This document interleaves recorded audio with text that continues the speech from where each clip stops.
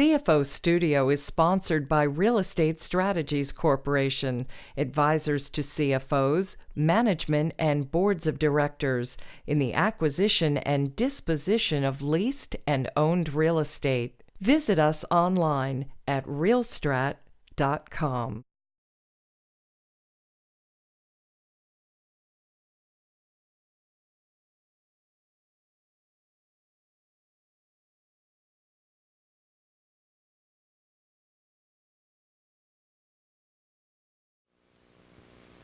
Hi, this is Andrew Zezas, your host at CFO Studio. I'm joined today by Mr. Steve Sashihara, CEO of Princeton Consultants, an information technology and management consulting firm with offices in Princeton, New Jersey and Manhattan, New York.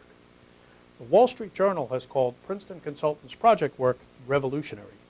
Consulting Magazine has called Princeton Consultants the best and the brightest. The company's clients include companies in transportation and logistics, financial services, media, manufacturing and distribution, and other industries. Steve Sashihara is the author of The Optimization Edge, Reinventing Decision-Making to Maximize All Your Company's Assets, published in 2011 by McGraw-Hill and named by the Washington Post as one of its top 5 leadership books. Steve is former chair and current director of the Association of Management Consulting Firms. He serves as an officer for the Informs Roundtable, a group representing top-level leaders in applied optimization for large businesses. He's a graduate of Princeton University in 1980 and serves on the advisory council for the university's Department of Operations Research and Financial Engineering. Steve is here today to talk to us about driving greater performance through optimization from the perspective of the CFO. Steve, it's wonderful to have you here on CFO Studio. Thanks, Andrew. It's an honor to be here on CFO Studio. Thank you so much. Optimization sounds like this big, heavy word, and I know it's not. Share with me the basic principles of optimization. What is it? Optimization, first of all, it's a standard English word that means to search for the best, and a lot of people like to use it in a lot of contexts. But when we say optimization, we're really using a fairly strict usage of it. It's a word that comes from engineering, and it's basically a way of changing decision-making to improve the way people are making decisions about assets that they manage using a special kind of software that can churn through billions, trillions of combinations and then give you explicit recommendations for action. So the software actually churns through, you said billions and trillions of decisions and then makes recommendations itself. That's right, that's right. Wow, that's fantastic. So you're a specialist in optimization. You wrote The Optimization Edge. What caused you to want to write this book? We found that optimization is now ready to break out from being a specialty area. It's the secret behind things like Google and Amazon, large transportation networks, the military, but it's now ready to break out and be used by businesses of all sizes now.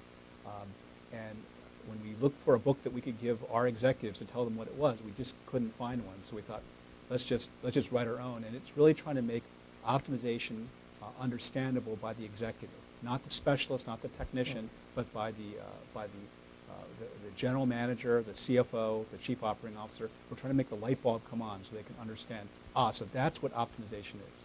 All right, so I'm not an optimization specialist, neither am I an expert in the field. So if I were to read The Optimization Edge, I'm going to come away with a better understanding of what it is, how to apply it, and what the likely results would be. That's the hope, and not just rah-rah. We're also trying to bring out stories about how it's worked, where there are challenges, where people have misstepped with it. We really want people to really understand optimization, be excited about it the way we are, but also have a good kind of cold eye at it. They don't know where it can be used and in what circumstances it's the most valuable. How it can make sense. Absolutely, absolutely. Speaking about CFOs, why should CFOs today care about optimization? Well, that's a great question. You know, in our experience and in talking with you and also in looking at some of the other great speakers that have been on CFO Studio, I've noticed that the ones that I really admire are less about finance. Well, that's part of the portfolio, but they seem to me to be visionary and general business managers. I think the sorts of people that should be thinking about optimization for their own organizations are maybe the sorts of people that are listening on a cast like this. You know, they're looking to bring new ideas to improve the performance of their business, not merely just reporting numerically on how the business is doing. It's important, but for the executive, the CFO that's looking to actually bring ideas in to improve performance, those are the people I think might have an interest in optimization. The most progressive CFOs that we encounter nowadays are more forward-looking than they are historical-looking, despite the fact that the historical reporting and compliance components of their business are important. So it sounds to me like optimization fits perfectly with the role of that progressive CFO. That's right. You know, as we were talking, Andrew, you were telling me that in some organizations, the CFO is really very much partitioned, but in other organizations, the CFO really is right at the very top of the organization with the CEO. Sure. In many cases, is either acting right with the chief operating officer. In some organizations, is essentially the chief operating officer. That's right. They work right with the IT head, or maybe the IT reports to him or her. And really, they're being charged to look around the company, and instead of fighting fires, which is what most of the rest of the organization is doing, looking for thoughtful ways to really improve performance on a sustained basis. And really to do that, using their strength, which is they're good with numbers, they're good with trying to turn data into value. And, that's what optimization and they're is strategic about. in their approach, so they're Absolutely. long-term in their approach. Absolutely. So talk to me about the benefits of optimization. You know, Specifically to the mid-sized company. a lot of companies, when they look at what they do for a living, if they're a manufacturer, they make stuff. If they're in a distribution company, they distribute things. If they're in a service company, they serve customers. But if you look at what they really do day in, day out, hour after hour, week after week, they're making lots and lots of business decisions. Business decisions about who to serve, what to buy, inventory levels, scheduling, allocation, and the performance of the company is really based on how well they make those decisions. And if you can use optimization and you can take a good level of performance and you can raise it up just a little bit of a notch, that's a tremendous value to the mid-sized company. You know, mid-sized companies are in a challenging area because they are basically competing with very large-scale companies, many of whom are getting business because of their large size. They're also competing with very tiny organizations sometimes that have no overhead. So a medium-sized business has to be the best of both. They have to have the scale and the reach of a larger firm, but not the bureaucracy, not the slowness of the big company. And optimization is somewhere where they can capture that real essence of what makes them special and why that they should be the next big company in their industry. So give me an example of companies and the results that you've seen that's come from optimization.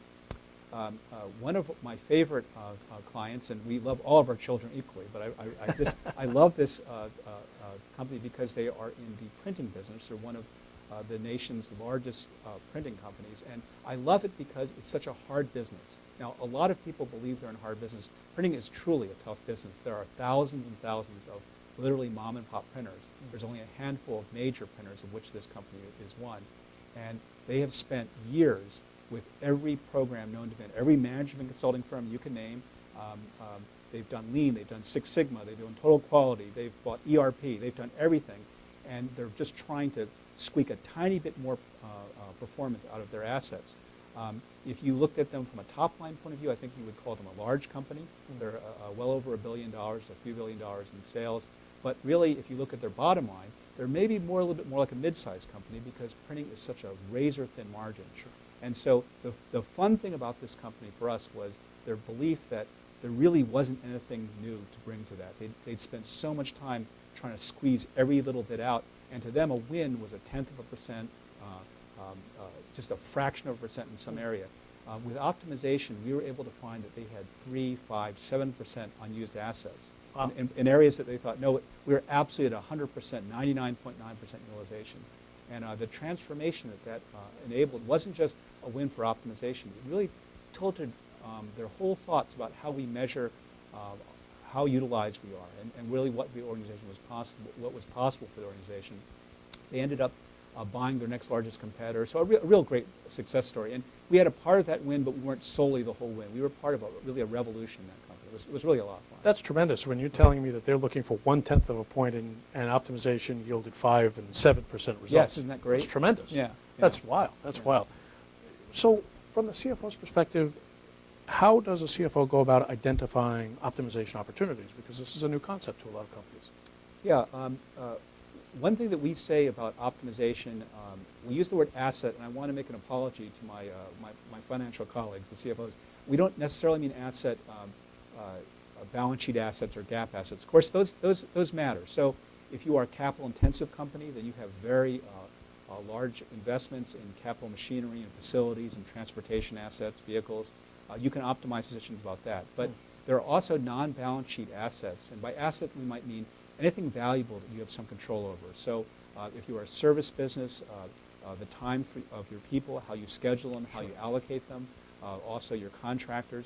Anything from which a company would derive value. Absolutely. And you think of all those, if you will, assets where you're making decisions. You know, where can we apply optimization and improve the way we are making decisions about how we schedule them, how we produce them, how we allocate them, how we price them.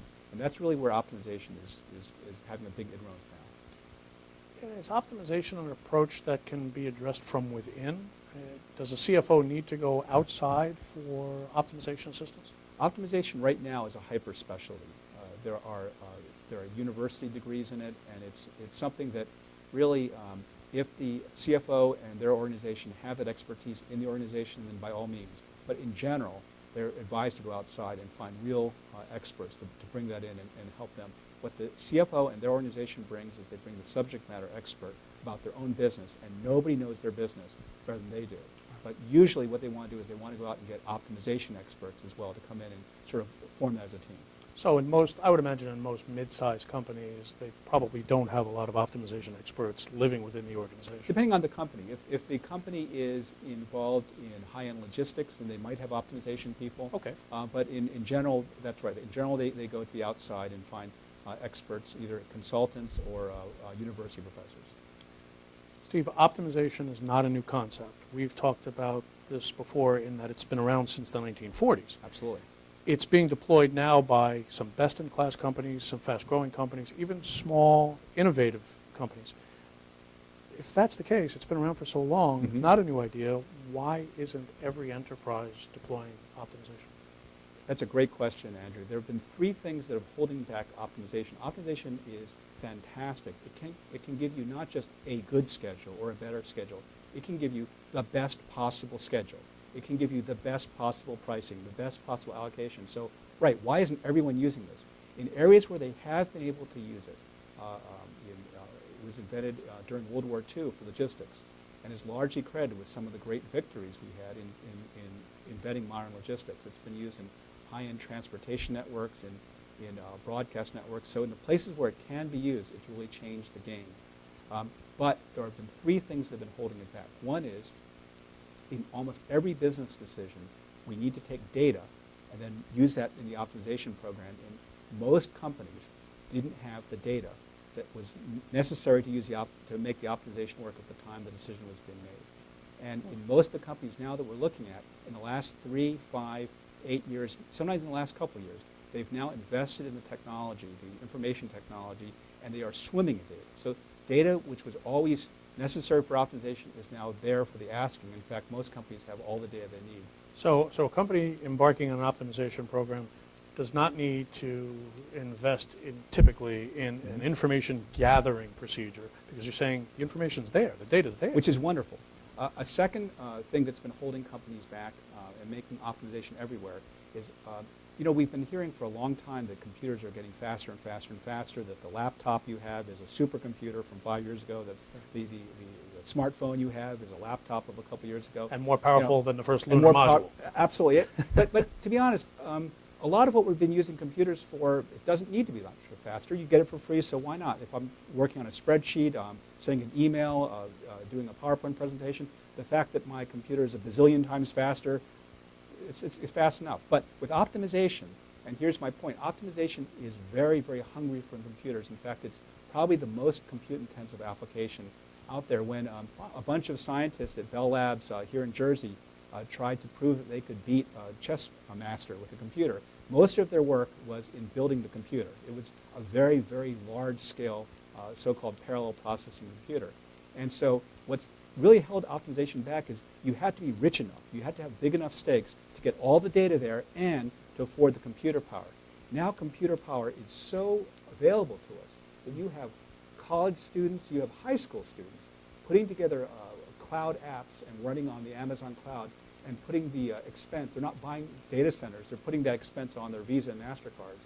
And so the availability of that kind of computing power means that optimization is now available for practically anyone, certainly for businesses. The third thing that's been holding back optimization, and that's the point of this book, of this interview, and thanks for listening, is executives have to know what optimization is and ask for it. Because it hasn't been available, because it's been a specialty area, people naturally haven't cared about it, haven't asked for it. It's been off the radar. But now that you have the data, and now that you have the computers, you can actually improve your own decision making if you know what optimization is and you ask for it. So every time you go in your organization and you see, we've spent a lot of money on IT systems, but we see people sitting there looking at screens with fingers on keyboard and hand on mouse, just dragging and building a schedule or doing a pricing. It's like, can we use optimization there? Can we improve 0.5%, 1%, 4%? If we can make that little change, that's a game changer for us financially. It goes right to the bottom line. Steve, you make a very powerful case for optimization. We're out of time here in CFO Studio, and Fantastic. I want to thank you very much for appearing with us and joining us, and I hope you'll accept my invitation to come back and see us again. Wonderful. Thanks, Andrew. It's been great to have you here. Thank you. This is Andrew Zezas, your host with CFO Studio, with Steve Sashihara, CEO of Princeton Consultants and author of The Optimization Edge, saying thank you very much for watching. We'll see you again. The CFO's Guide to Understanding Corporate Real Estate Transactions is packed with almost 200 pages of insightful real estate acquisition and disposition strategies. Request your free copy online at cfostudio.com. CFO Studio is sponsored by Real Estate Strategies Corporation, advisors to CFOs, management, and boards of directors in the acquisition and disposition of leased and owned real estate. Visit us online at realstrat.com.